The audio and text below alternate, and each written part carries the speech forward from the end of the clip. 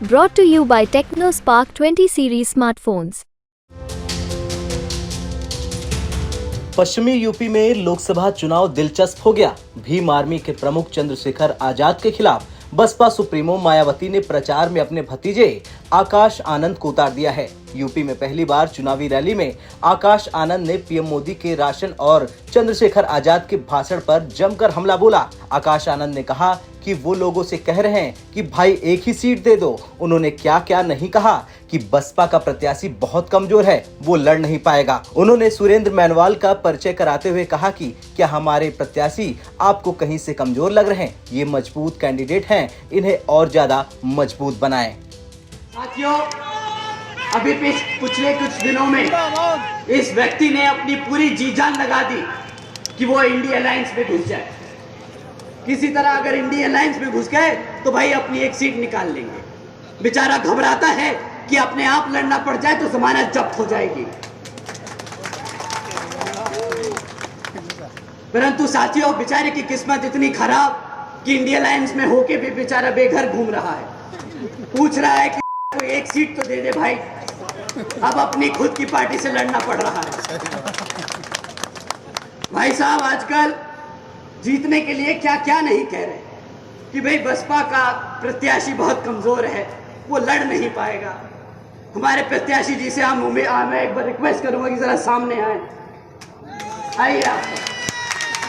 अब बताइए साथियों, अगर हमारे प्रत्याशी आपको कमजोर लग रहे हैं, अगर आपको हमारे प्रत्याशी किसी भी तौर तरीके से लग रहे हैं कि वो आपके बीच में खड़े होकर आपके हकों के लिए नहीं लड़ सकते, तो साथियों आप यहाँ पे अपने हाथ ना उठाएं।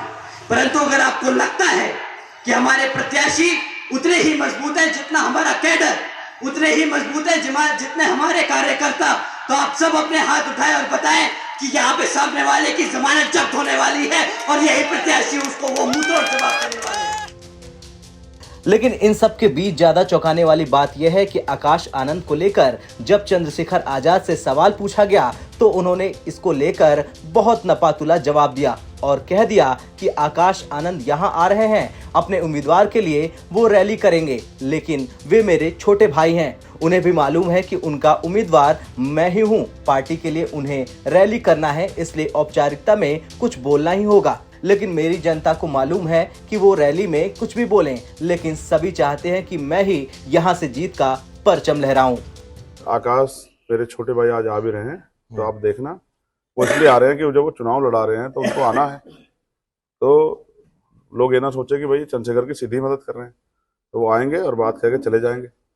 और मैं आपको कह रहा हूँ, पूरा संगठन हमें चुनाव लड़ा रहा है और वो भी जानते हैं कि भाई समाज भी देख रहा है कि पहले हमने एक नेता बना दिया, एक नेता तैयार है, दूसरे को बना दो। ये भी अपने पैरों पर खड़ा होगा तो हमारी बात और मजबूत हो जाएगी। एक से भले 2 होते हैं और एक 11 होते हैं।